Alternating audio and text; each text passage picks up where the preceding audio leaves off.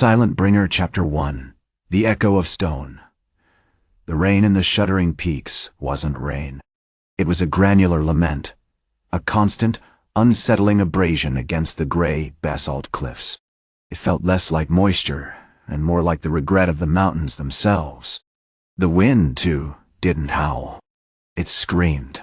Not with fury, but with a high-pitched, sustained keening, a sound that burrowed directly into the skull, a prelude to the larger, more insidious dissonance that ruled this valley. Sora moved through it, a silhouette against the perpetual twilight, the rhythmic scrape of his hakama against the stone, a barely perceptible anomaly in the overall cacophony. He wore the faded indigo of a man long past his prime, a simple kimono stained with the silver gray of countless battles, and more recently, the pale ichor of those shattered by the Shogun's dominion. His silver hair, pulled back tight from a face etched with the sorrow of 1,000 lost words, was streaked with white, a stark testament to the price of his silence. He wasn't a warrior seeking glory, nor a recluse seeking solace. He was a weapon, honed to an impossible edge, a void in a world saturated with sound. He was the Silent Bringer. His movements were fluid, unsettlingly so.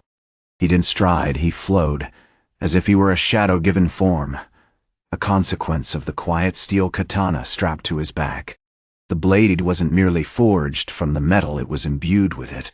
The steel, mined from the deepest veins of the peaks, possessed the uncanny ability to absorb any vibration, generating a 10-foot sphere of absolute silence around its wielder. Within this zone, even the insistent keening of the wind felt muted, distant, like a memory viewed through frosted glass. Had been tracking the procession for 3 days, a creeping, unsettling rhythm against the stone. He hadn't come to conquer, not in the conventional sense. Had come to dismantle.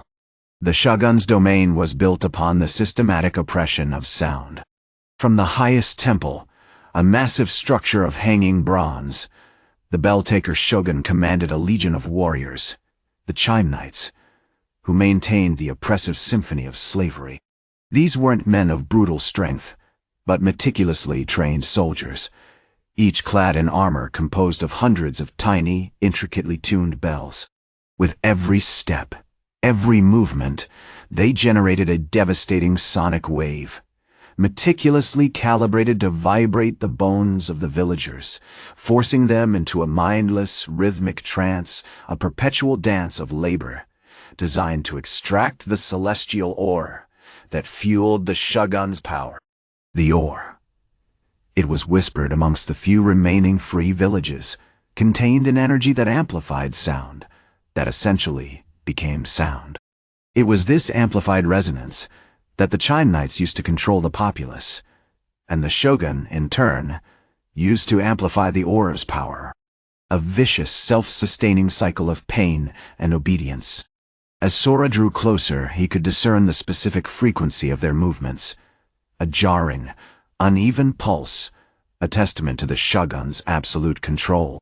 He stopped, a statue of gray against the gray, observing the procession from the shadowed mouth of a narrow ravine. He needed confirmation. That's when Hina appeared. She wasn't a sudden manifestation, not exactly. She coalesced from the periphery, a shimmering distortion in the air, solidifying into the shape of a crane, a delicate, almost heartbreaking sculpture crafted entirely from thin musical glass. Each shard vibrated faintly, emitting a chorus of nearly imperceptible tones. She was a resonance sensor, a discarded plaything of the Shogun, discovered by Sora during his descent into the peaks. The Shogun had built her to monitor the ore, to fine-tune its energy. Had deemed her useless when she began to respond to the suffering of the villagers. Hina was small, barely a handspan tall, yet she exuded an unnerving presence. Her delicate movements were deliberate, purposeful.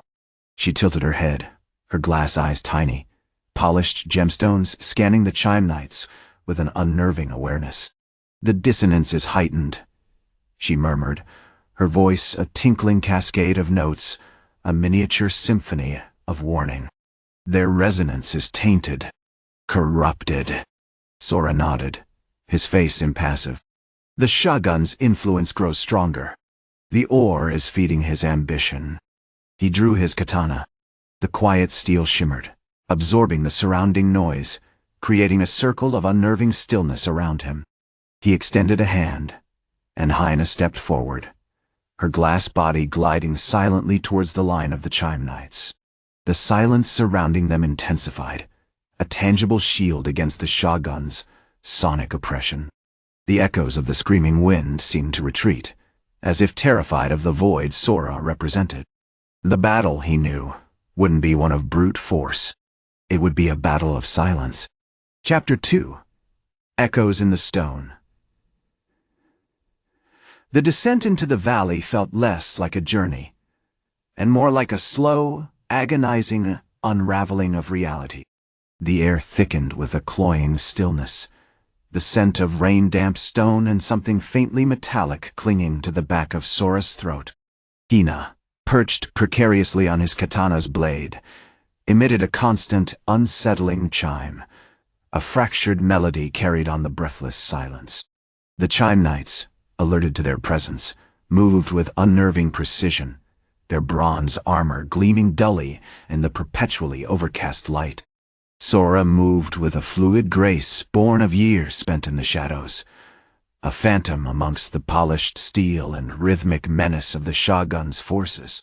He wasn't attempting to engage directly, he was mapping, analyzing. Each footfall of a Chime Knight was a pressure wave, a calculated frequency he meticulously catalogued, attempting to discern the subtle variations within the Shogun's orchestration. Hina's frantic chimes, normally a source of unease, became a vital instrument in this silent symphony.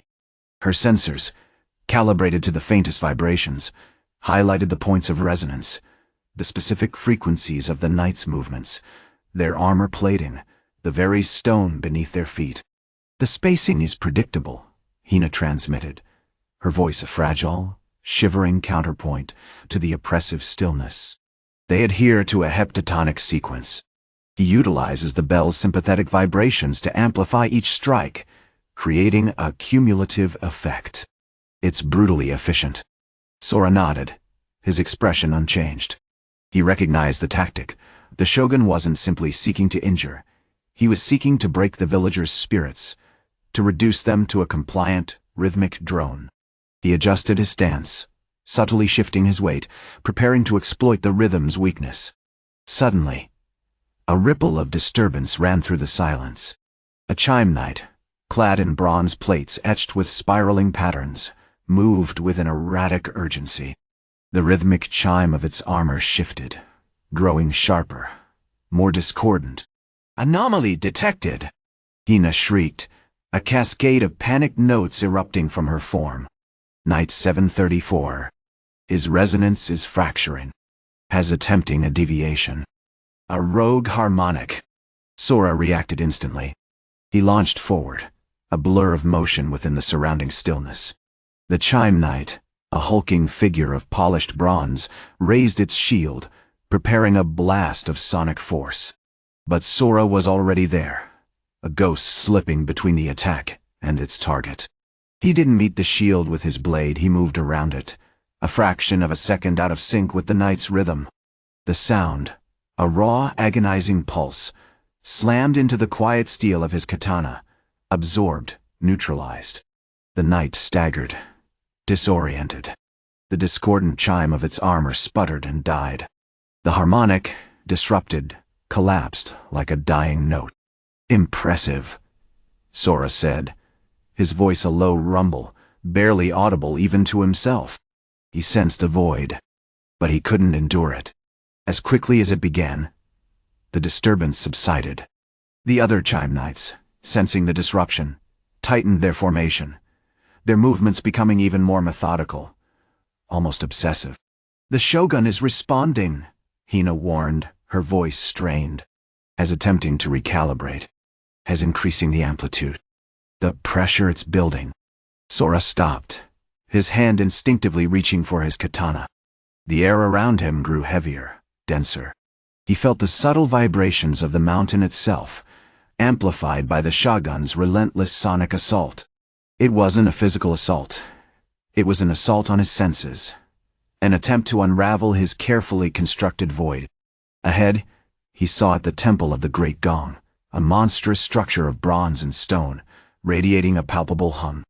From within, the Shogun's influence pulsed with the force of a dying star. "The source," Sora stated, his eyes fixed on the temple. "Weenie, move swiftly. Hina, prepare." I believe he intends to demonstrate his power to its fullest extent. As they approached, the silence around them began to shimmer, as if the very fabric of reality was resisting their intrusion. The Chime Knights, alerted to their approach, surged forward, their movement a terrifying wave of rhythmic violence. "They are anticipating a defense," Hina cried out, her chimes growing frantic. "They're attempting to reinforce the perimeter with resonant shields. Their armor is generating a protective barrier, a harmonic cage." Sora didn't hesitate. He drew his katana, the quiet steel reflecting the gloomy light, and launched himself into the fray. The battle was no longer a subtle dance. It was a brutal, chaotic clash of forces. Blades met bronze, creating brief, silent explosions. The air was thick with the threat of sonic devastation. But Sora was adapting, anticipating. He utilized the gaps in the Knights' formations, exploiting their reliance on rhythm, channeling the chaos into the void. With each strike, the quiet steel seemed to leach the sound from the air, creating temporary pockets of absolute silence around him.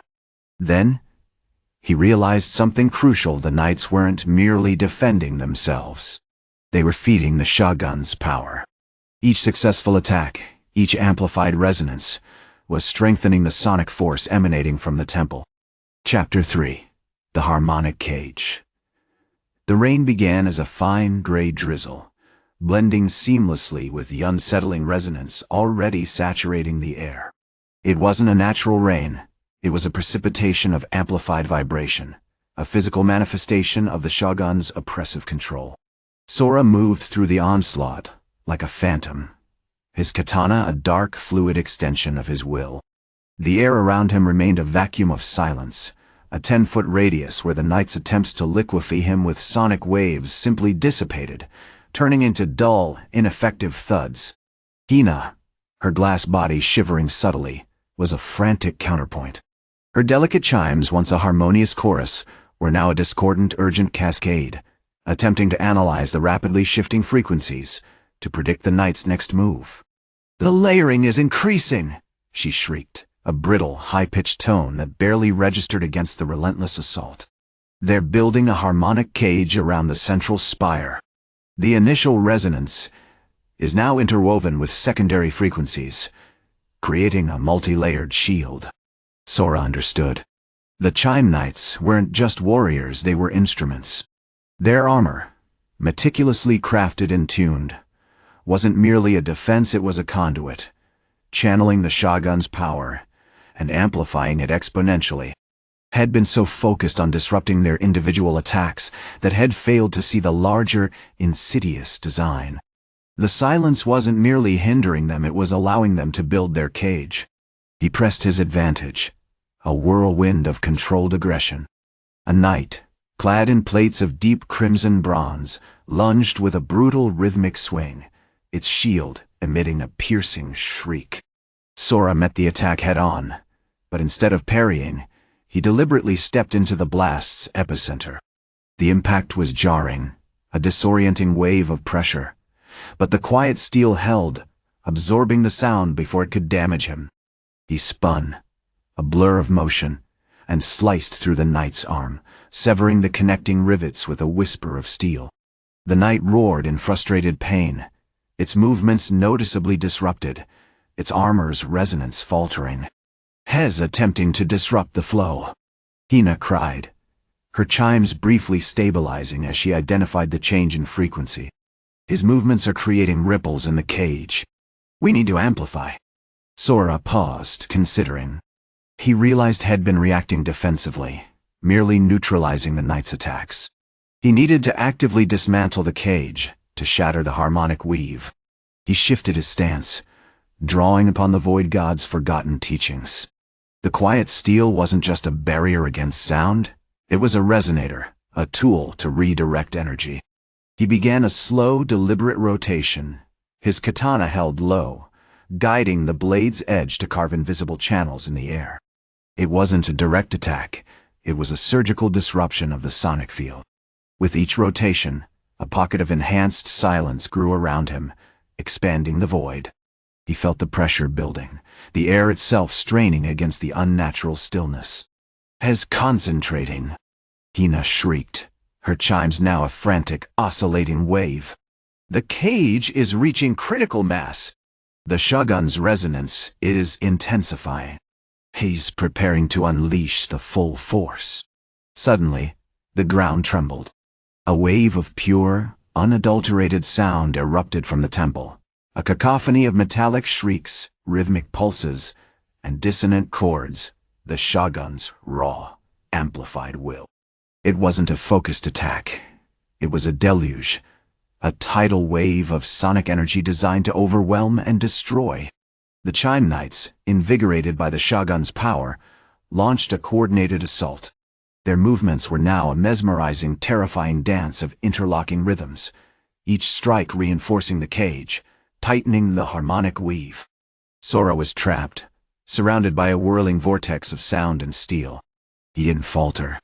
He executed a maneuver head only practiced in moments of extreme duress, the muffling shroud.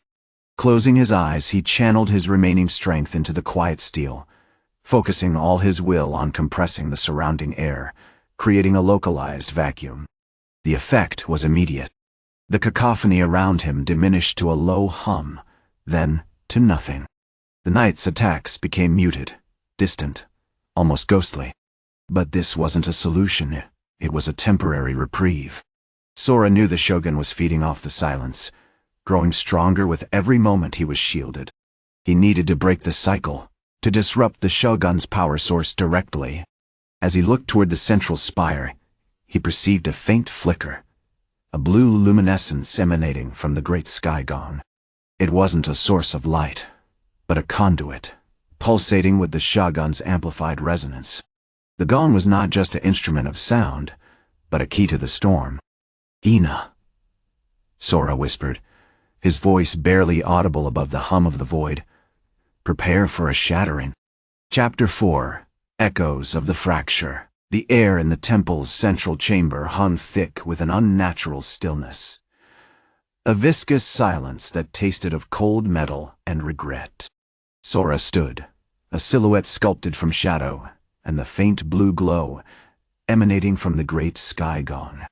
Hina, perched precariously on the bronze rim, was a fragile jewel in the void, her glass body subtly vibrating with a nascent energy. The knights, a frozen wave of polished bronze and tuned steel, remained motionless. Their rhythmic movements abruptly ceased, their lethal harmonies extinguished. Sora felt the Shogun's presence not as a physical force, but as a concentrated resonance within the gong, a sickening thrumming that threatened to unravel his own carefully constructed silence. It was a predatory vibration, feeding off his void, growing denser, more insistent. He knew he had minutes, perhaps seconds, before the Shogun's power overwhelmed him, turning his sanctuary into a prison of echoing agony. The frequency is shifting. Hina's voice, a crystalline chime barely audible, cut through the silence. As anticipating, as learning to resist. Sora didn't respond verbally. He adjusted his stance, drawing his quiet steel. The metal seemed to absorb the remaining ambient light, deepening the darkness around him. The blade wasn't simply a weapon, it was an extension of his will, a nullifying force actively pushing against the Shogun's sonic manipulation. He initiated the harmonic shatter, but with a deliberate, unsettling variation. Instead of a single pinpointed disruption, he orchestrated a cascade. Focusing on the gong's central axis, he willed Hina to amplify a specific harmonic, a dissonant note, a fractured echo of the mountain's natural rhythm. It wasn't about destruction, but about introducing instability, planting a seed of chaotic dissonance within the shogun's carefully cultivated harmony. The effect was immediate, but subtle. The blue luminescence from the gong flickered erratically, pulsating with a new, erratic rhythm. A hairline crack spiderwebbed across the gong's face, a testament to the strain. The chime knights, momentarily disoriented, shifted slightly, their perfectly synchronized movements fracturing into hesitant, disjointed steps. The shogun, sensing the disruption, reacted violently. The gong pulsed with a renewed intensity, a desperate attempt to reassert control. The room seemed to compress, the silence becoming oppressive, laced with a sensation of impending doom. Sora felt the edges of his own void fraying. His concentration strained to its breaking point. "He's trying to flood us," Hina cried, her glass body shivering violently. "The resonance is escalating." Sora understood. The shogun wasn't merely trying to maintain his power, he was attempting to overwhelm Sora's defenses, to drown him in a sea of sonic force. He needed to act decisively, to sever the connection between the shogun and the gong. With a guttural grunt, Sora executed a maneuver practiced 100 times in his mind, the total eclipse. He sheathed his quiet steel, not into its scabbard, but into himself, channeling every iota of his will into a localized vacuum around his body. The effect was instantaneous and devastating. The blue luminescence vanished, replaced by a complete, absolute darkness. The air within a 10-foot radius ceased to exist, leaving behind a chilling void. The room was plunged into perfect, terrifying silence. The chime knights, caught in the heart of the vacuum, were frozen in place, their armor utterly useless. The shogun's resonant energy, deprived of its conduit, recoiled in agony, a frantic, desperate pulse of raw sonic force.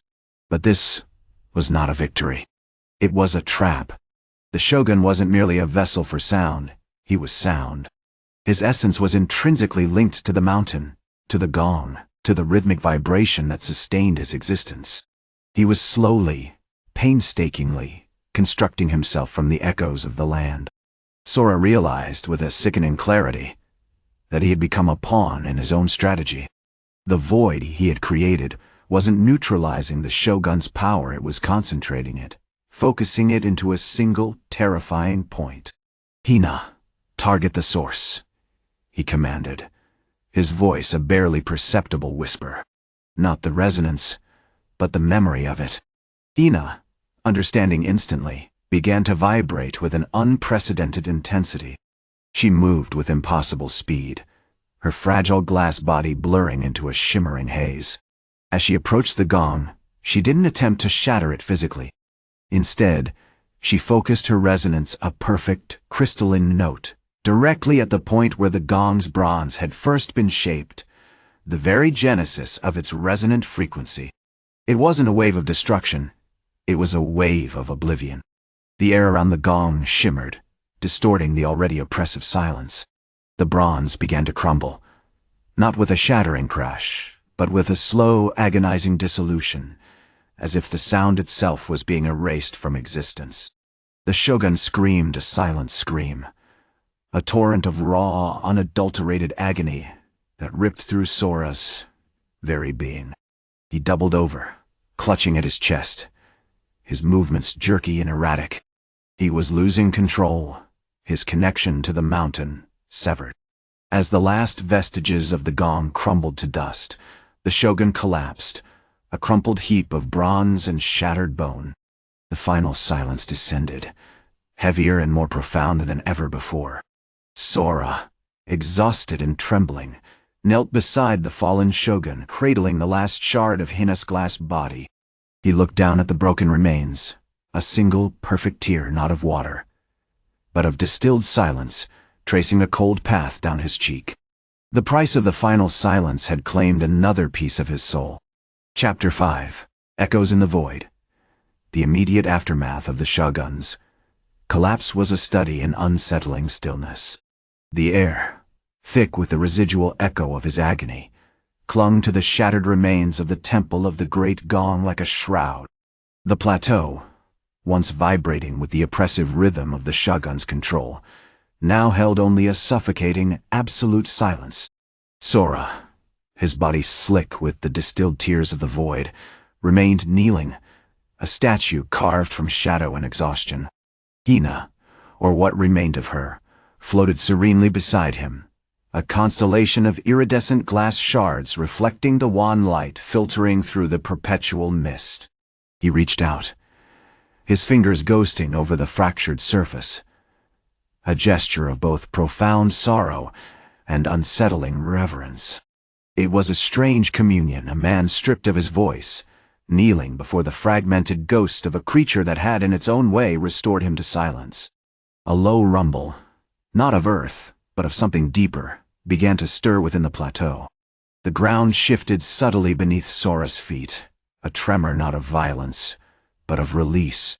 The villagers, freed from the Shogun's sonic tyranny, were beginning to awaken. They emerged from the ruined buildings, blinking in the unfamiliar quiet, their movements hesitant, as if trying to recall how to move without an unseen hand guiding their steps. Their faces, etched with the trauma of years of forced rhythm, held a bewildered mixture of fear and nascent hope. Amongst them was Kenji, a young farmer who had been amongst the first to succumb to the Shogun's influence. He was a man of wiry strength, his muscles honed by relentless labor. But now his movements were jerky, his face pale and drawn. He approached Sora with a cautious reverence, prostrating himself before the silent ronin. "Silent bringer," Kenji whispered, his voice hoarse from disuse. You have broken the scream. Forgive us, for we were blind." Sora didn't respond. He couldn't. He offered no words of comfort, no reassurance. His silence, now solidified, felt like a judgment, a reminder of the profound cost of their liberation. He simply observed, his dark eyes absorbing Kenji's plea, registering the tremor in the young man's hands. As Kenji finished his prostration, a scout arrived, a grizzled veteran named Takeshi, one of the few soldiers who had managed to retain a semblance of his wits. He carried a battered katana, its steel dulled by years of service, and his face was grim. "Ronin," Takeshi growled, his voice a rusty rasp, "you've done well, but this is not over. The Shogun's clan will not accept this. They will hunt you to the ends of the earth." He gestured towards the horizon, where faint shapes began to materialize in the swirling mist figures clad in black armor, their movements fluid and deadly, their faces obscured by helms. The Chime Knights. They had come. The arrival of the Chime Knights was not a clash of steel and fury, but a dance of deadly precision. They moved with a chilling grace, their bells ringing with an unsettling harmony, each step a calculated threat. They formed a concentric circle around Sora and Hina, their armor gleaming in the unnatural light, their intent clear. Sora recognized their tactics immediately. They were attempting to push the boundaries of his silence, to find a frequency that could penetrate his shield. He shifted, moving with the fluid grace of a shadow, using the limited space within the crumbling temple to his advantage. But the Chime Knights were relentless. They began to strike, their shields colliding with a resonant clang, unleashing waves of carefully modulated sound. Sora countered, his katana a blur of motion, slicing through the air, absorbing the vibrations, creating pockets of absolute silence. However, he was tiring. The effort of maintaining the void was consuming him, draining his strength. Hina, sensing his distress, began to vibrate with an unprecedented intensity, her glass body shimmering with a blinding light. Suddenly, one of the Chime Knights, a particularly arrogant warrior named Ryu, launched a long-range sonic lance, a focused beam of sound designed to disrupt Sora's silence. Hina reacted instinctively, unleashing a note not of destruction, but of perfect, crystalline oblivion. The lance shattered, its energy dispersed, but not before striking Sora's arm. A searing cold spread through his veins, accompanied by a fragment of unbearable agony. He staggered, clutching his injured limb, the echo of Rua's attack reverberating within the void he commanded. As he fell, a single shard of Hina detached from her body, spinning through the air before embedding itself into his chest, directly over his heart. It was a final, desperate act, a sacrifice of the last vestige of her being to shield him from the encroaching pain. Sora, kneeling amidst the shattered remains of the Temple of the Great Gong, the Chime Knights closing in, felt a profound sense of loss, not just for Hina, but for something far more profound. He had sought to silence the world, to eradicate the scream, but he realized, in that final moment of agony, that silence itself could be a form of suffering. His hand instinctively reached for the shard of glass embedded in his chest, a silent, frozen testament to a battle fought in a realm beyond sound. He closed his eyes, and in the face of absolute stillness, whispered a single, unheard word. Chapter 6. The Obsidian Echo. The crimson stain bloomed on Sora's indigo kimono, a muted echo of the violence that had consumed the temple. The air, already thick with the metallic tang of blood and shattered bronze, grew heavier, colder. Ryu and his remaining Chime Knights, their armor now fractured and dulled, circled him with methodical precision, each footfall a hesitant percussion against the oppressive silence.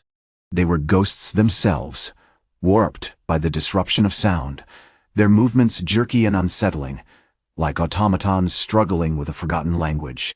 Sora remained motionless, a statue carved from shadow and grief.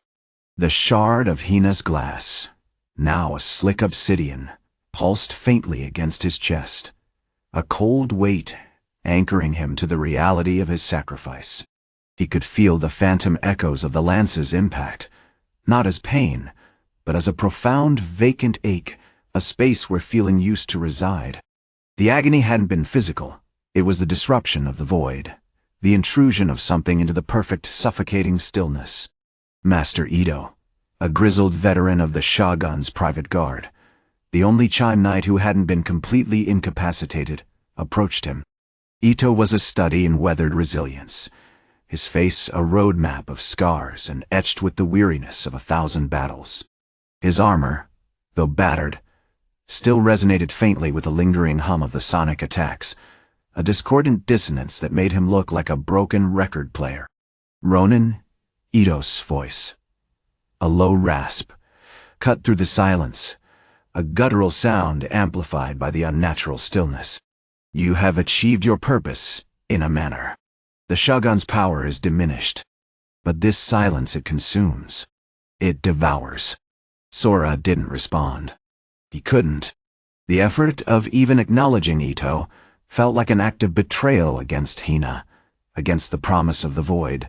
He raised a hand, his fingers tracing the outline of the obsidian shard, a gesture of mourning as much as examination. The void, Ito continued, circling him, is a cold comfort. It offers no warmth, no solace. It is simply nothing. The Shogun built his empire on the very essence of rhythm, of vibration. To extinguish that, to truly silence it, is to extinguish life itself. Suddenly, a flicker of movement caught Sora's attention. A young Chime Knight, barely a man, named Kenji, stood frozen just outside the perimeter of the silence. Kenji, unlike the others, hadn't succumbed completely to the disruption. He was clutching his ears, his face contorted in a silent scream of unbearable discomfort. The residual sonic energy, trapped within his nervous system, was manifesting as a burning, chaotic surge. "It's going to break," Ito observed, a flicker of something akin to pity in his eyes. "The resonance is destroying him." Sora recognized the truth in Ito's words. The silence wasn't a solution, it was a corruption. He felt a nascent impulse, a dangerous curiosity, to interact with Kenji, to understand the mechanics of this agonizing resistance. But he knew instinctively that any action would be a violation, a further desecration of Hina's sacrifice. Then, a new sound emerged. Not a violent attack, not a shattering resonance, but a tentative, mournful note. It was coming from the depths of the shattered temple, from the heart of the broken great gong.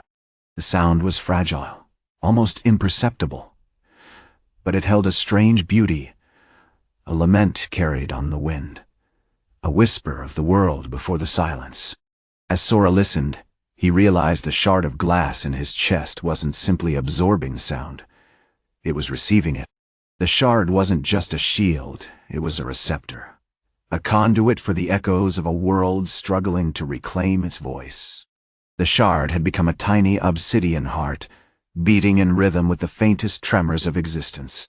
The gong, it remembers, Ito whispered, his voice laced with an uncharacteristic awe. It has stored the vibrations of countless generations. The Shogun sought to destroy it, but he destroyed himself in the process.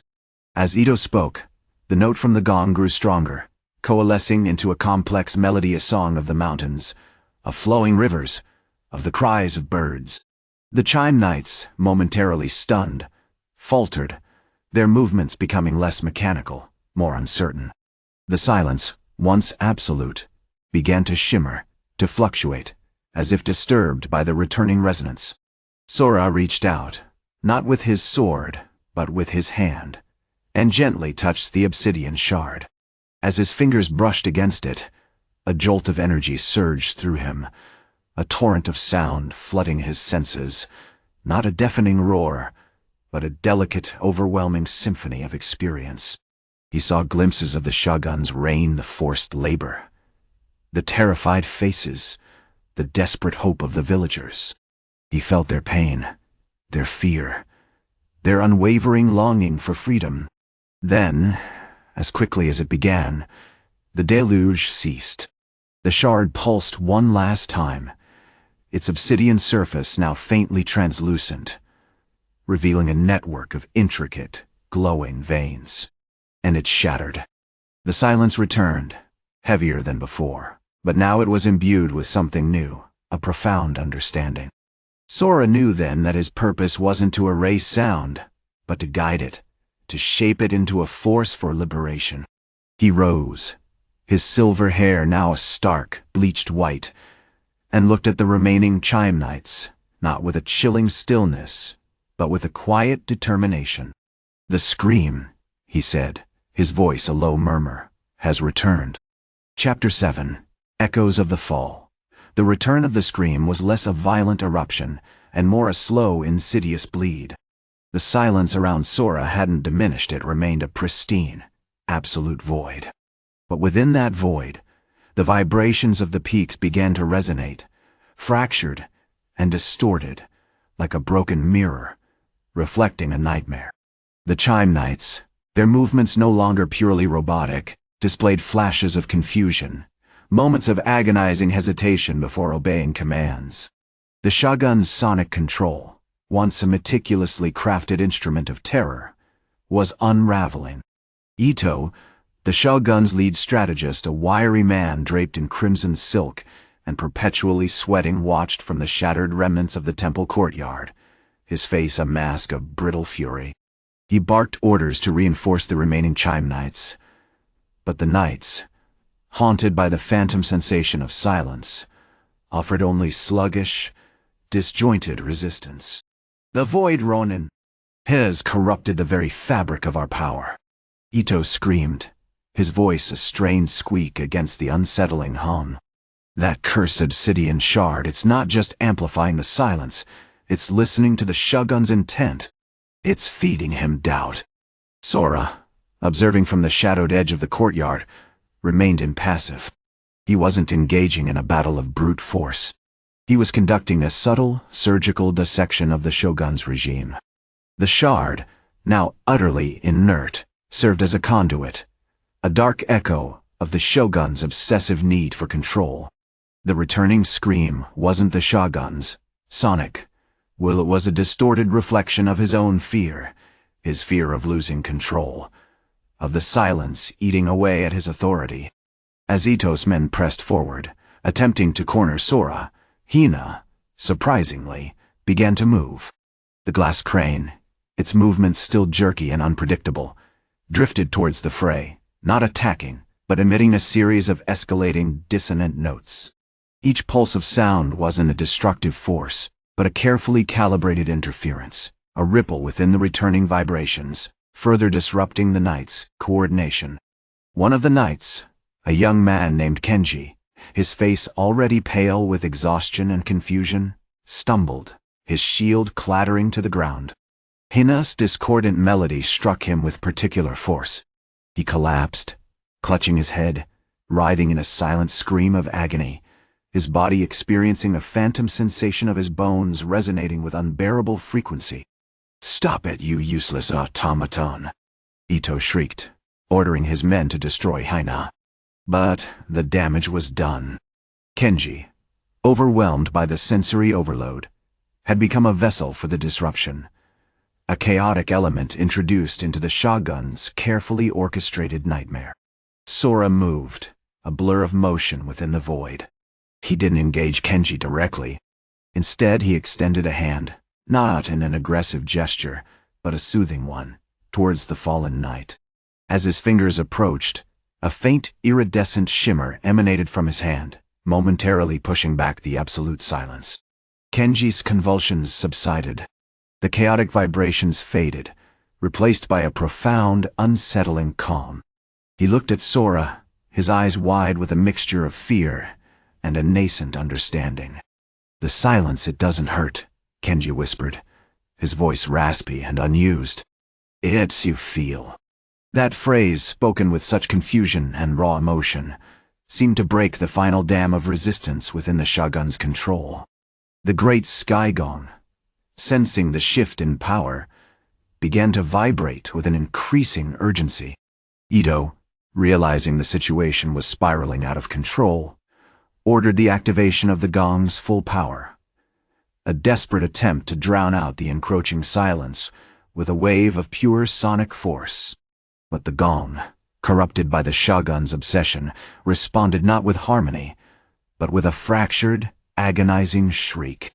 The vibrations intensified, becoming a cacophony of discordant tones that threatened to shatter the very mountains. Sora stood firm, an island of absolute quiet in the storm of sound. He raised his hand, not in defense, but in a gesture of finality. He focused his will, channeling the energy from the obsidian shard, not to amplify the silence, but to redirect the Shogun's intent. He willed the overwhelming force of the gong's shriek to be focused not outwards, towards the knights and the mountains, but inwards, towards the Shogun himself. The air thickened. The discordant shriek abruptly ceased. A silence descended, deeper and more profound than anything Sora had ever experienced. He turned slowly towards the temple, where the Shogun, slumped against the foot of the great sky gong, was convulsing violently. His face was contorted in a silent scream of agony, a physical manifestation of the amplified internal struggle that had finally consumed him. As the last vestiges of the Shogun's life faded, a single drop of blood, thick and viscous, fell from his lips and landed on the obsidian shard.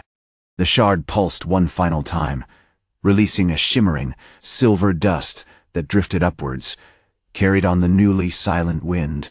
Sora bent and collected the dust in his hand, holding it for a moment before letting it drift away.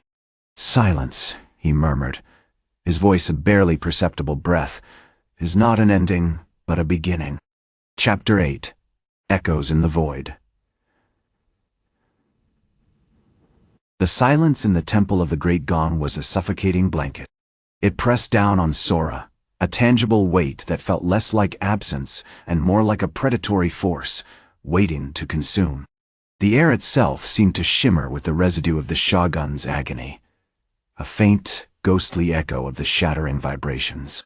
He knelt beside the ruined gong, its bronze belly split open like a dying beast, the shards reflecting the pale, filtered light of the high peaks. The silver dust, the breath of the void, still clung to his fingertips, cold and strangely vibrant. Hina, miraculously intact despite her shattering, floated nearby, her glass body subtly vibrating with the residual energy. She rotated slowly, her crystalline eyes remnants of the resonance sensor's original programming, scanning the fractured temple with unsettling precision. "Analysis inconclusive," she communicated, her voice a delicate chime, a ghost of the music she once embodied. "The Shogun's essence, it wasn't destroyed. It's become trapped within the structure itself, a fractured harmonic resonating with the gong's core." Sora understood. The Shogun hadn't simply died head, become an extension of the instrument. His will bound to the relentless pulse of sound. It was a chilling prospect. "We cannot leave him here," he said, his voice raspy, unused, a fragile echo in the vast emptiness. "He remains a potential amplifier, a threat even in his stillness." He rose, moving with the deliberate grace of a predator, his quiet steel katana gleaming faintly in the gloom. The blade felt strangely heavy, not just in physical weight, but with the accumulated burden of silence, of shattered sound, of a life consumed by an unnatural need for rhythm. Their departure was marked not by a clamor, but by a subtle distortion of the air. The wind, which had held its breath since the Shogun's collapse, began to swirl around them, gathering speed as it passed through the temple's ruins. It wasn't a destructive force, it was a curious one, a hesitant acknowledgement of the void Sora had created. They journeyed through the ravaged valley, a stark tableau of devastation against the backdrop of the jagged peaks. The villagers, released from the Shogun's sonic control, moved with a stunned, bewildered grace, their limbs stiff from years of forced synchronization. They regarded Sora and Hina with a mixture of fear and reverence, their faces etched with the horror of what they had endured. "Why do you seek to silence us, silent bringer?" An old man, his face crisscrossed with scars earned from countless hours of forced labor, approached them cautiously. "The gong brought order, harmony to our lives. It was necessary." Sora paused, studying the man's eyes, which held a faint, unsettling blue tint, a lingering trace of the Shogun's influence. "Harmony built on suffering is no harmony at all," he replied, his voice a low murmur. "True harmony lies in the absence of imposed rhythm, in the freedom to simply be." He gestured towards Hina. "This creature," he said, indicating the glass crane, "is not a weapon of destruction. It is a reminder that sound, like all things, can be used to harm or to heal. Its purpose is not to break, but to understand." As they moved towards the foothills, Sora noticed a growing number of figures, observing them from the shadows. They were the Chime Knights, or what remained of them. Their armor was even more fragmented now, the delicate bells rusted and warped, but their movements were still unnervingly precise, their eyes fixed on Sora with an unwavering intensity. They weren't attacking, they were waiting. "They are attempting to repair themselves," Hina observed, her crystalline voice tinged with a subtle metallic shiver. "The resonance within their armor, it's strengthening.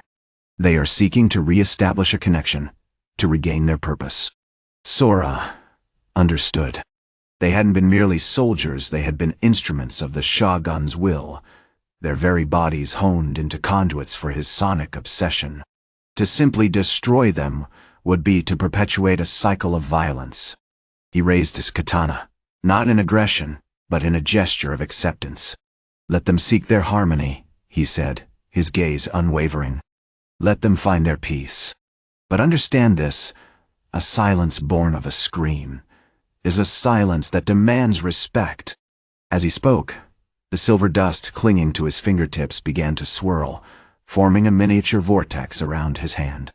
The air grew colder, and the last vestiges of the Shogun's fractured resonance, trapped within the temple, responded a faint, desperate vibration, a whispered plea for balance. Sora didn't extinguish it. He simply contained it, a silent, immutable echo in the void he had created. The price of silence, he realized, was not simply the absence of sound, but the burden of its potential. Chapter 9. Echoes in the Obsidian. The mist clung to the shattered remains of the temple of the great gong like a shroud woven from regret. It wasn't the dampness that chilled Sora, but the weight of the silence had wrought.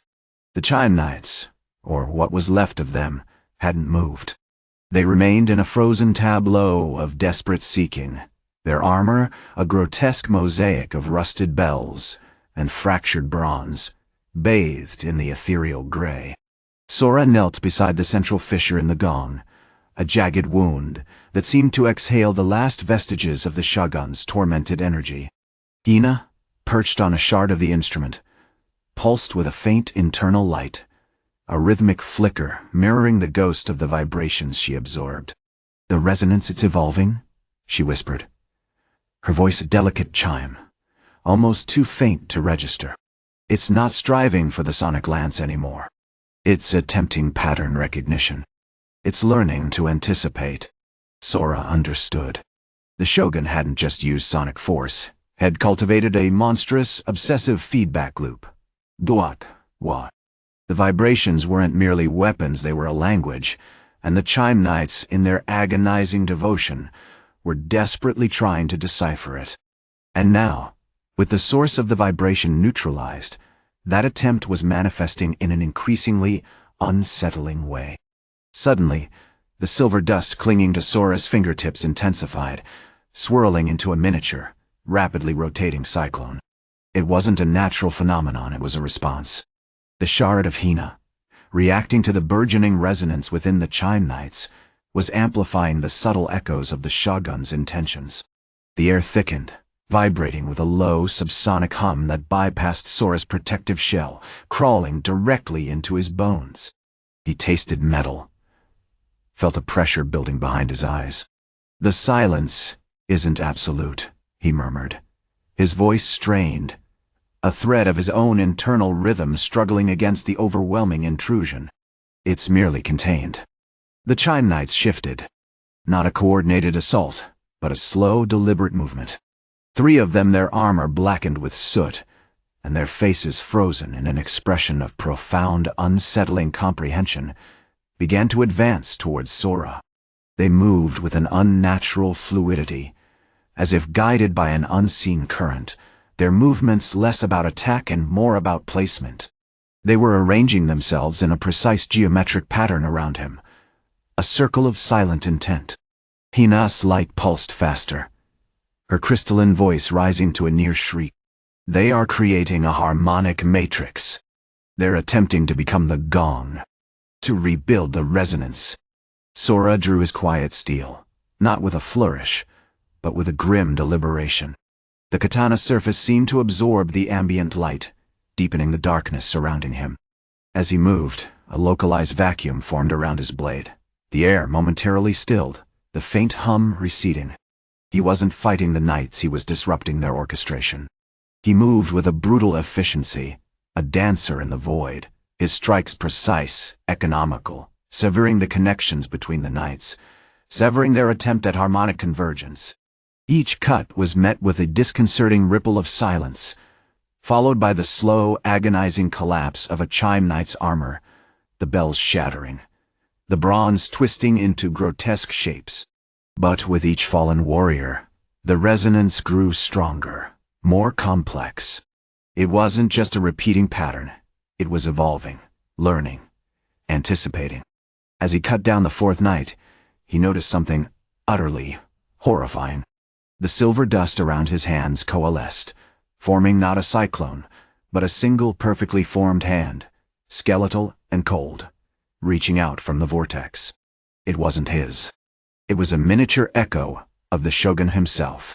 "You cannot simply erase a scream," the spectral hand rasped, the voice a distorted echo of the Shogun's, layered with the agonizing pleas of the enslaved villagers.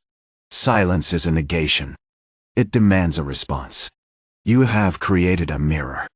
The hand extended, grasping at Hina.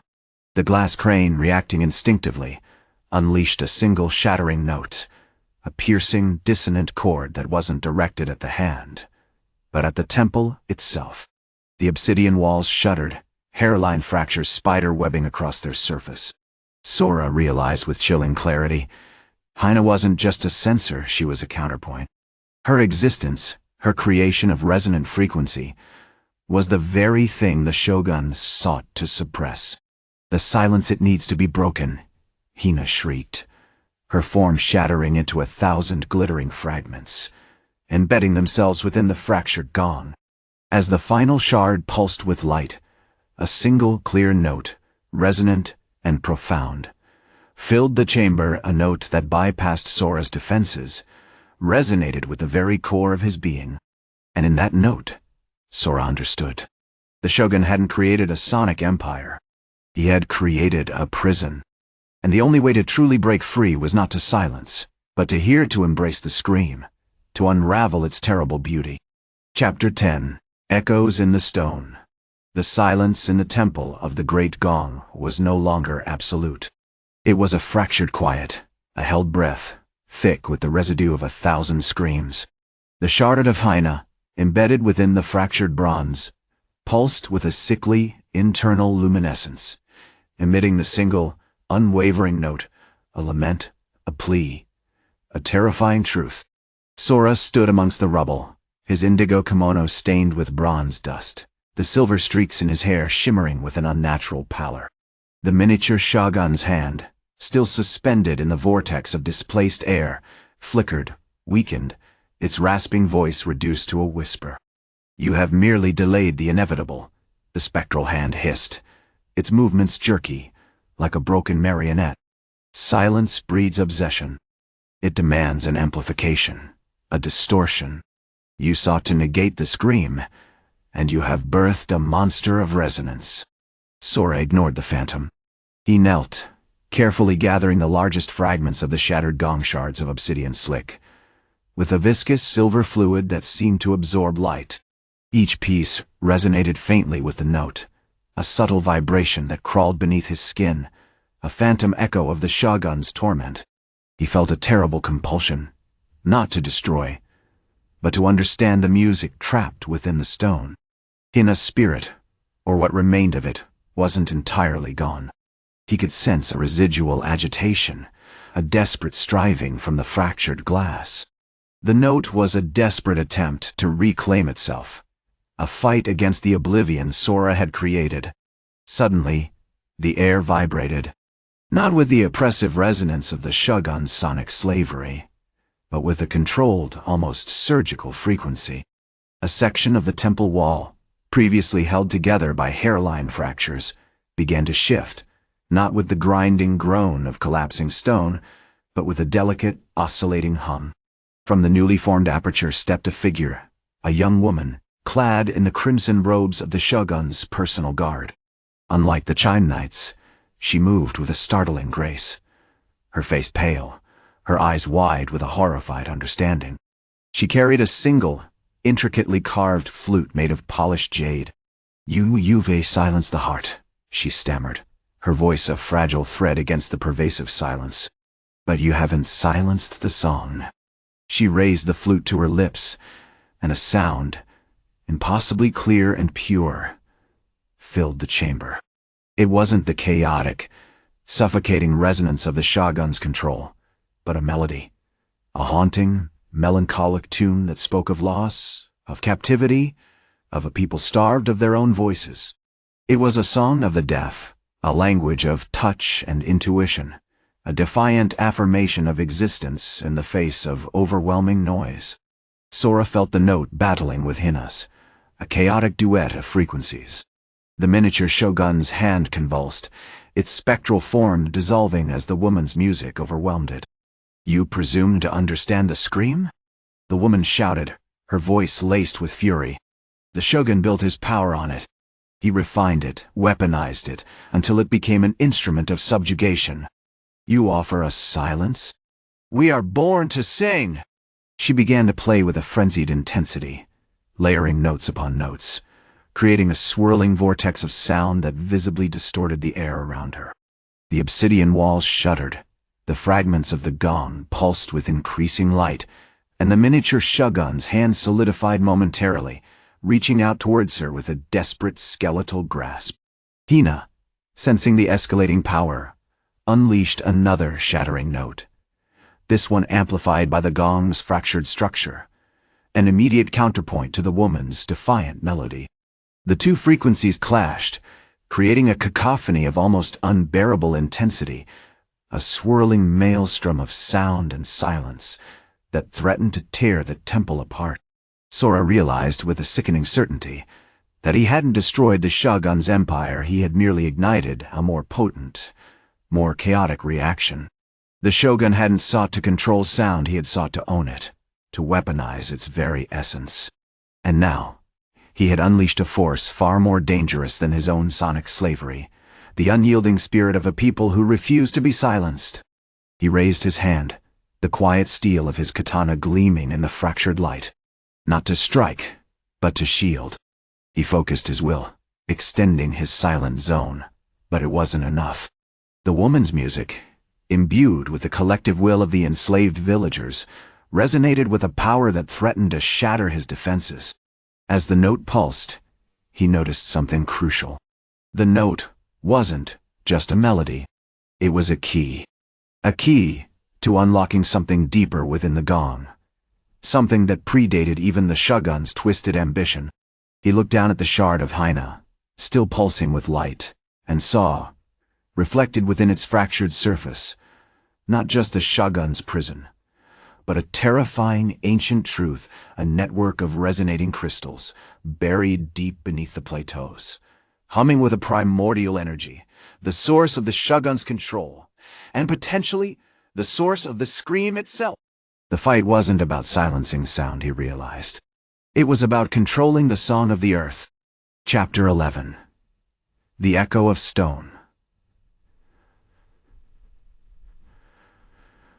The silence in the temple of the Great Gong was no longer a void, but a viscous, clinging presence.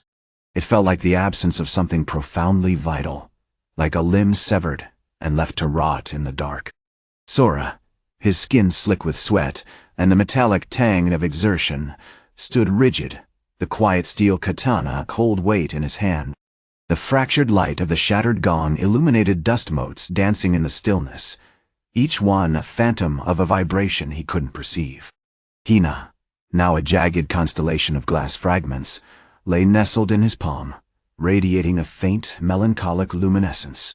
The shard within her, a perfect prism of the original crane's form, pulsed with an unsettling rhythm, mirroring not the Shogun's warped music, but something far older, something that clawed at the edges of Sora's consciousness. The resonance, it isn't just a weapon, Sora rasped, his voice roughened by disuse and the unnatural quiet. The word felt alien, a pebble dropped into a still pool. He focused on Hina, trying to decipher the pattern within the glass shard's glow. It's a lock. And the Shogun, he merely found the key. Suddenly, the ground beneath them trembled. Not a violent shudder, but a low, insistent thrumming that vibrated through the stone of the temple, a counterpoint to the pervasive silence. The shard in Hina's remains flared, bathing the space in an icy blue light.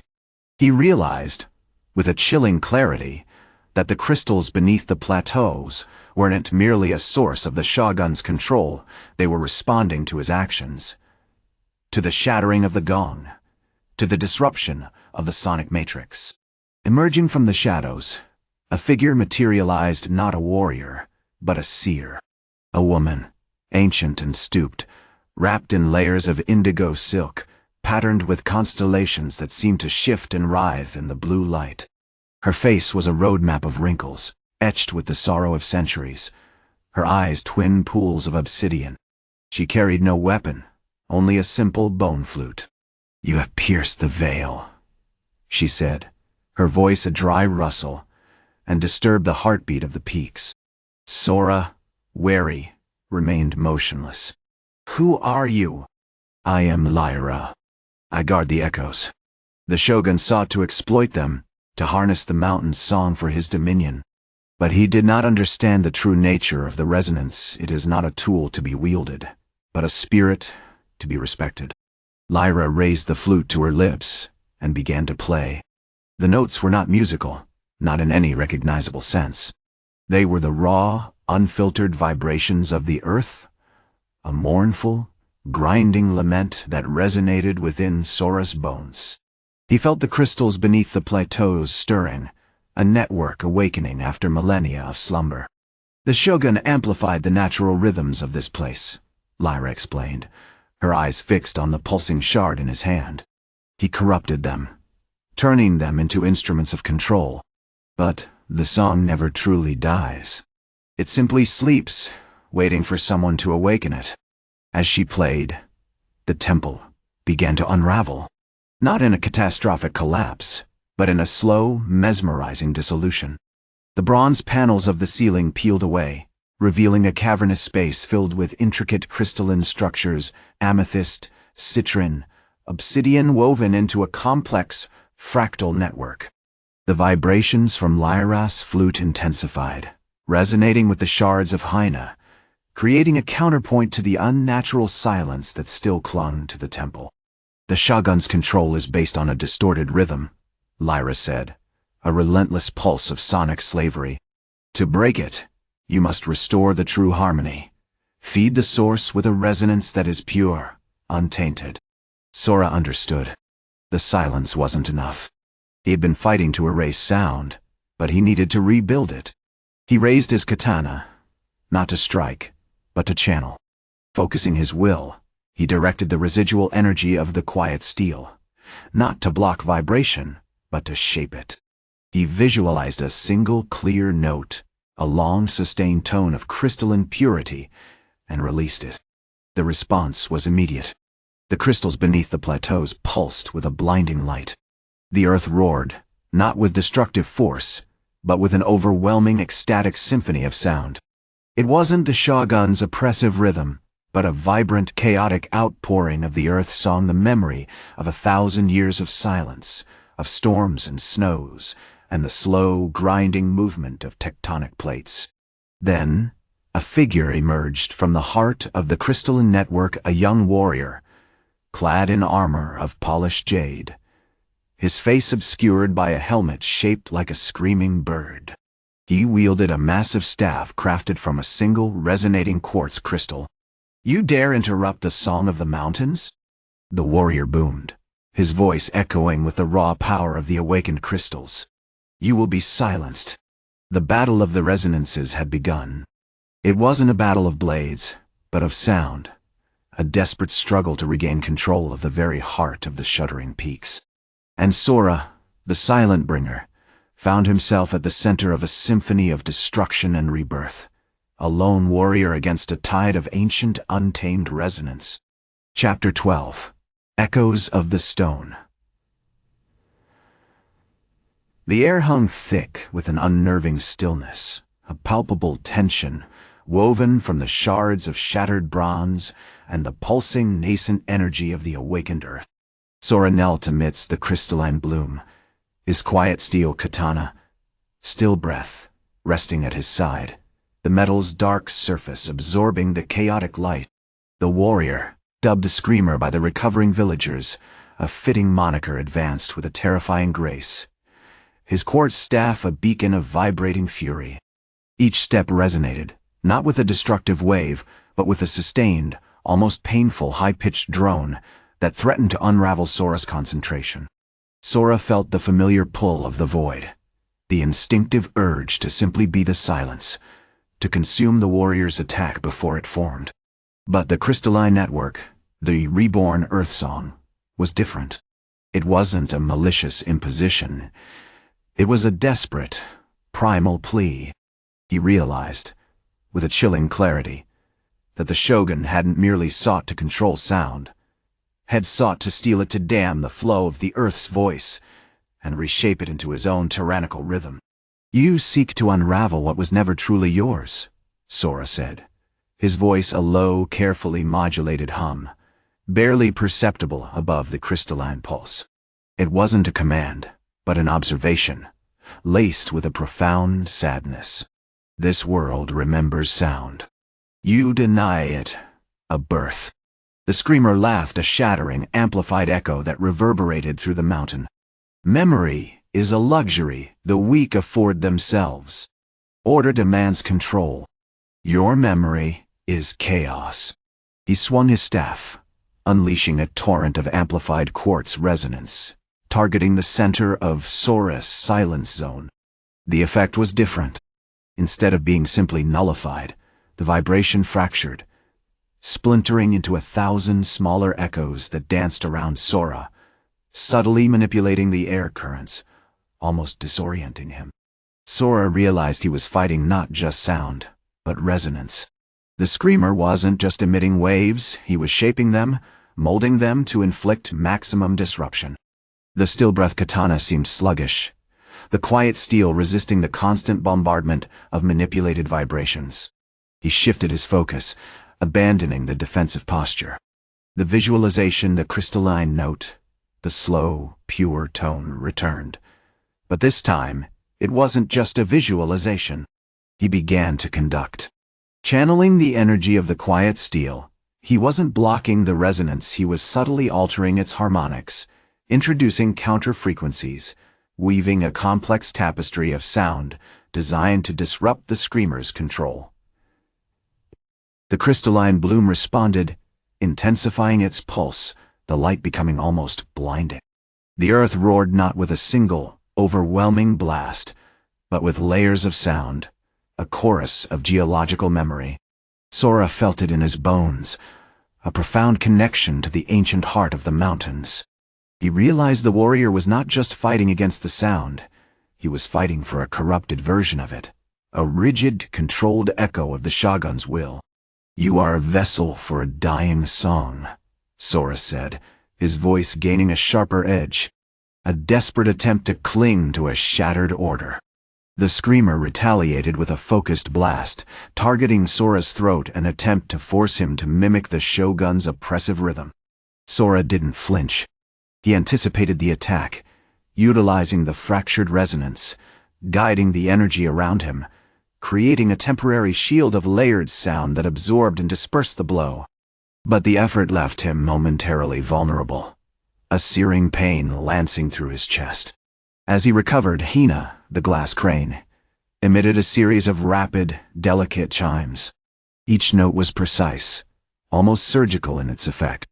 They weren't destructive, they were corrective. Hina was responding to the corrupted resonance, analyzing its distortions, and emitting frequencies designed to gently nudge it back towards its original form, the natural chaotic song of the mountain. The effect was subtle, but palpable. The screamer's attacks began to waver, his movements becoming less precise, his resonance more fragmented. He stumbled, momentarily disoriented. "You cannot silence the truth," Sora shouted, drawing still breath. The katana, bathed in the crystalline light, seemed to vibrate with a newfound intensity. Silence is not the absence of sound, but the presence of potential. He moved, not with the ghost-like grace of a silent assassin, but with a deliberate, almost martial rhythm. His blade cutting through the fractured resonance, severing the screamer's control. Each strike wasn't about inflicting harm. It was about reclaiming the lost harmony. He was sculpting a new rhythm, not of control, but of balance. As Sora delivered the final blow, a precisely aimed strike to the quartz crystal staff, the screamer vanished, dissolving into a shimmering cascade of crystalline fragments. The earth fell silent for a heartbeat, then erupted in a joyous, cascading symphony, a testament to the reclamation of a stolen voice. Sora, leaning heavily on still breath, felt a profound weariness, but also a strange exhilaration. He cradled a shard of the shattered glass crane, its delicate resonance still vibrating with the memory of the battle. He knew this was only the beginning. The echoes of the Shogun's sonic empire lingered, and he, the silent bringer, would continue to silence the darkness, one note at a time. Chapter 13. The Echo Chamber. The silence following the screamer's dissolution was less a void and more a pregnant pause, thick with the anticipation of unleashed sound. It clung to Sora like a damp cloak, heavy with the weight of what had been and the potential that now surged through the plateaus of the Shuddering Peaks. The villagers, released from the agonizing vibration, stirred with a confused, hesitant movement. their limbs stiff from years of forced rhythm. They were like instruments suddenly untuned, searching for a key. Hina, cradled in Sora's arms, pulsed faintly. The glass shards within her were still resonating with the shattered remains of the screamer, a chaotic, fractured melody. It was a discordant beauty, a testament to the battle's savage artistry.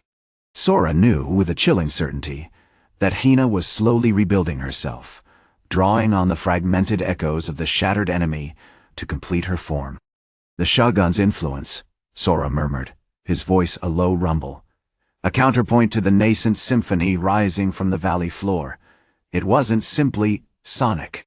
It was belief. He convinced them that rhythm was control, that silence was weakness. It's a deep-seated poison. He began to move, not with the immediate decisive action of the previous encounters, but with a deliberate, almost ceremonial tread.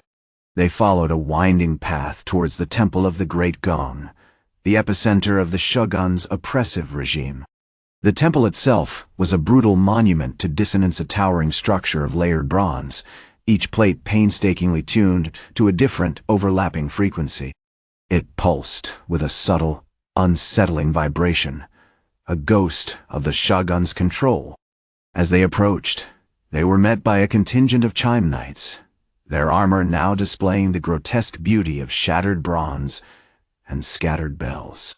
They were a reflection of the Shogun's failing order, ragged, panicked, clinging to a dying rhythm. Their leader, a man named Kenji, was a hulking figure, his eyes glazed with the lingering effects of sonic subjugation. "The Silent Bringer," Kenji rasped, his voice strained and cracked. "You disrupt the harmony. You must be silenced." He raised his shield, preparing for a sonic blast, but Sora remained still. He didn't flinch, didn't even seem to register the threat. "Silence isn't about stopping sound, Kenji," Sora said, his voice low and measured. "It's about choosing which sound to hear. You are listening to the screams of your master, blinded by his fear. I hear the potential for a new song." He drew still breath, the quiet steel shimmering with an unsettling depth of black. The air on the blade seemed to ripple, not with vibration, but with the absence of it. It was as if the very fabric of reality resisted the sound waves emanating from the temple. The chime knights charged, unleashing a barrage of sonic attacks. But their efforts were futile. Sora moved with a terrifying grace, a dancer in a world devoid of rhythm. He deflected the attacks with the blade, not by blocking them, but by absorbing their energy, turning their destructive potential into nothingness. Each strike of still breath was a surgical incision, not of flesh, but of resonance. "You fight with negation," Kenji yelled, frustration overriding his compliance. "You cannot build anything from nothing." "Perhaps not," Sora replied, as he parried a particularly forceful blast. "But I can unmake what was built incorrectly." The battle escalated into a furious, chaotic dance within the echoing halls of the temple. The air shimmered with fragmented sound, the broken notes of the chime knights' attacks echoing off the bronze walls.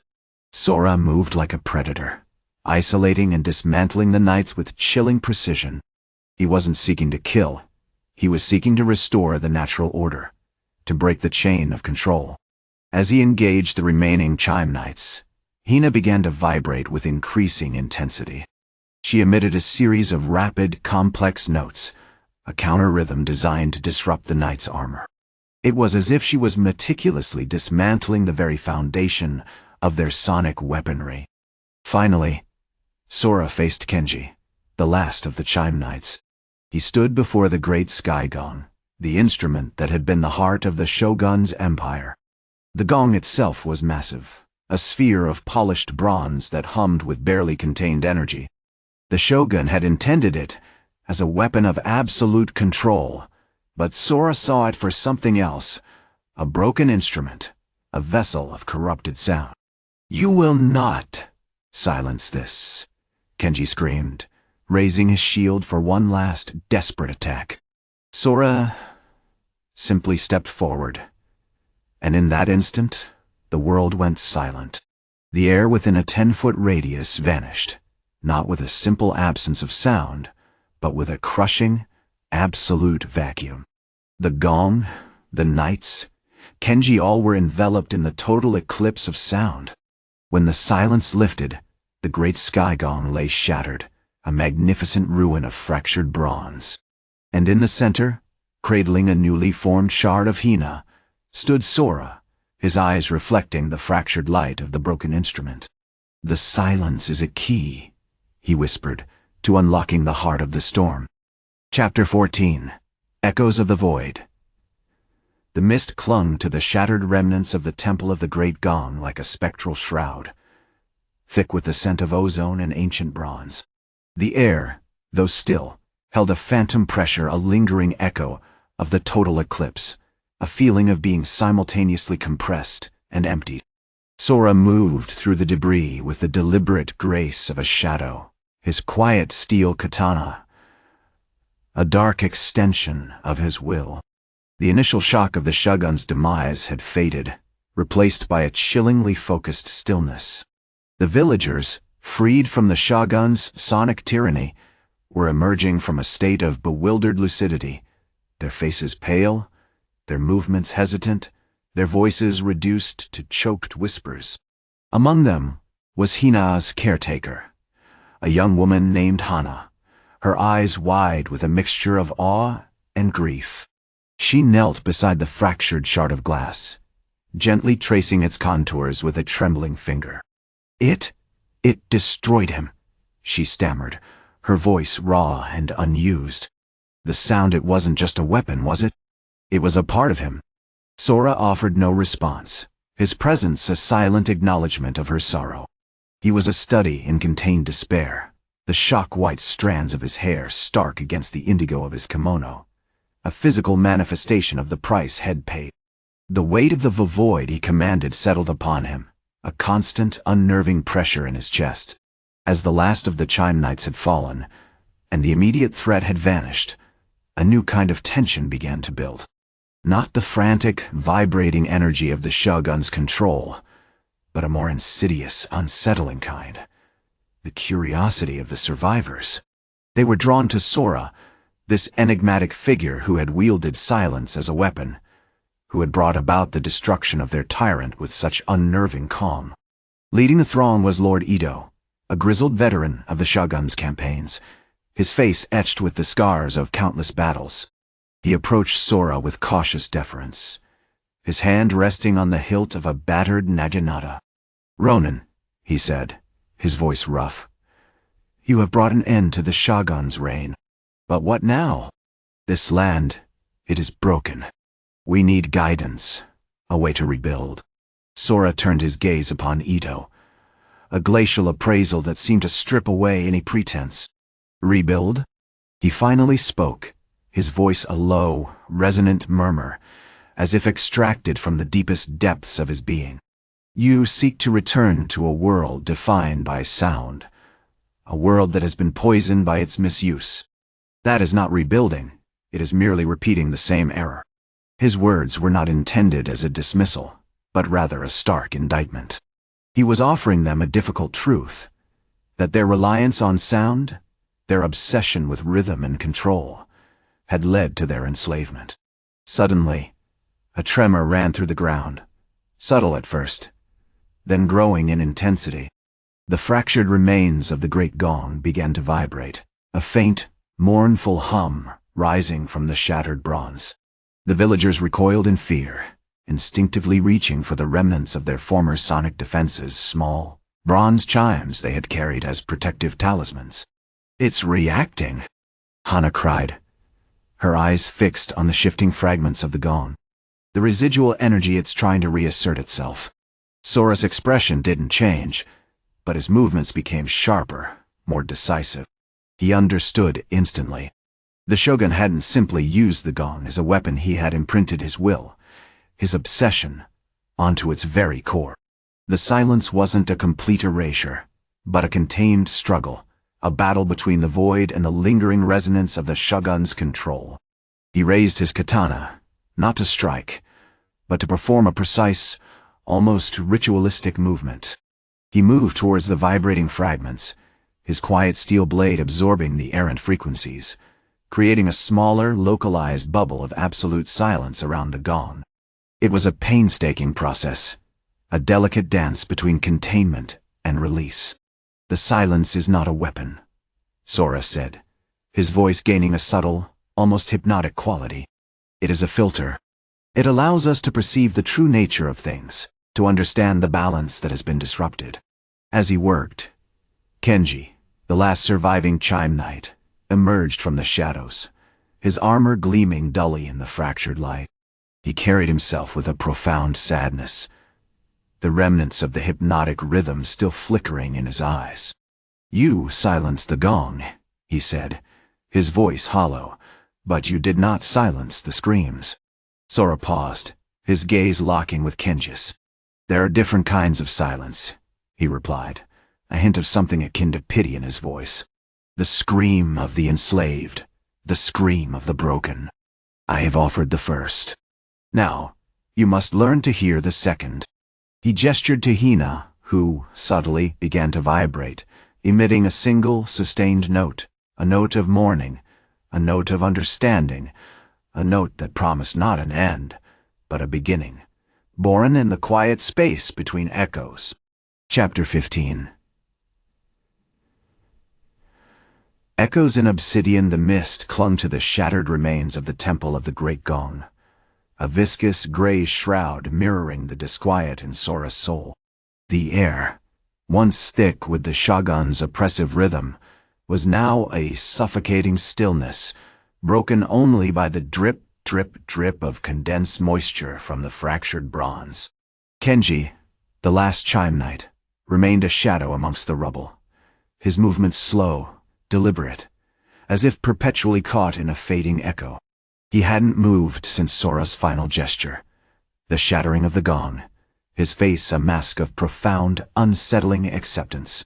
Sora knelt, meticulously collecting the obsidian-like shards that had broken off from the great gong, the solidified remnants of 1,000 years of forced resonance. They weren't simply fragments, they pulsed faintly with the ghosts of the sonic assault, miniature, corrupted echoes of the Shogun's dominion. He meticulously fitted them into a small, intricately carved wooden box, a shrine to the silence he had wrought. "You observed the first silence," Sora said, his voice a low, resonant hum, almost swallowed by the stillness. The silence of immediate cessation. But it was a fool's peace. True silence is not the absence of sound, but the ability to perceive what should be absent. He didn't look at Kenji, his attention entirely absorbed in the painstaking work.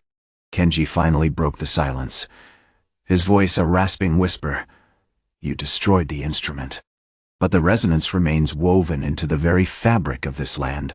He pointed a trembling hand towards a nearby ravine, a gash in the plateau where the villagers had labored, their bodies contorted in a perpetual agonizing dance. "The ore, it remembers the vibration. It seeks to return to it." Sora understood. The celestial ore, the Shogun's obsession, wasn't just a mineral, it was a conduit for the sonic energy that had controlled the village. The shards he collected weren't merely containing the silence, they were actively combating the residual resonance, attempting to unravel the ingrained pattern in the stone. He rose, his movements fluid and precise, a study in controlled grace. The land will not be free, simply by silencing the gong. Freedom requires a conscious choice, a willingness to listen, to not listen. He held up the wooden box, the obsidian shards within pulsating with a dull, inner light. "This is not a prison, but a filter. To purify the earth, we must teach it to discern between the true harmony and the lies." Suddenly, Hina began to vibrate, not in a controlled, deliberate manner like before, but erratically, a chaotic symphony of fractured tones. The glass crane shuddered, its delicate frame threatening to collapse entirely. Sora instinctively reached out, his quiet steel blade hovering, ready to create another localized bubble of silence. "Hina!" he commanded, his voice laced with urgency. "What is happening?" As he spoke, a new sound emerged from the ravine, not a roar, not a scream, but a faint, almost subliminal hum. It wasn't the aggressive, manipulative resonance of the Shogun's control, but something older. It was the hum of the ore itself. A desperate, yearning vibration attempting to reconnect with its source. Kenji's eyes widened in a mixture of horror and revelation. "It's trying to rebuild the rhythm," he gasped, clutching at his chest as if to ward off the sound. "It seeks to complete the cycle." Sora understood the horrifying implication. The Shogun hadn't merely enslaved the villagers with sound, he had fostered a symbiotic relationship between them, the ore and the gong. The silence hadn't broken the connection, it had weakened it, creating a desperate, unstable echo of the original control. He moved towards the ravine, his blade leading the way. The humming intensified, coalescing into a swirling vortex of sound. Hina, now radiating a pulsating violet light, began to fly, moving with unnatural speed, drawing closer to the source of the vibration. "It's feeding on our silence," Sora shouted, realizing the terrifying paradox. The void he had created wasn't neutralizing the resonance, it was empowering it, making it more potent, more focused. "Hina, disrupt its frequency. Shatter it." As Hina approached the ore, she emitted a series of increasingly complex tones, a cascade of dissonant harmonies designed to overwhelm the original rhythmic pulse. The violet light intensified, and the humming began to sputter, to fracture. But the ore, fueled by the lingering echoes of the Shogun's control, fought back, its vibrations growing stronger, more insistent. Then Kenji moved. He wasn't attacking Sora, he was reaching for the ore. His hand outstretched, his face illuminated by a single beam of the violet light. He wasn't attempting to reinforce the rhythm, he was listening, absorbing the vibrations, attempting to understand its desperate plea. Sora knew, with a chilling certainty, that this was not an act of submission, but of acceptance. Kenji was becoming a conduit, a vessel for the ore's silent scream. And in that moment, Sora realized the terrible truth: the silence wasn't the answer. The answer lay not in the void, but in the agonizing, beautiful struggle between two competing harmonies.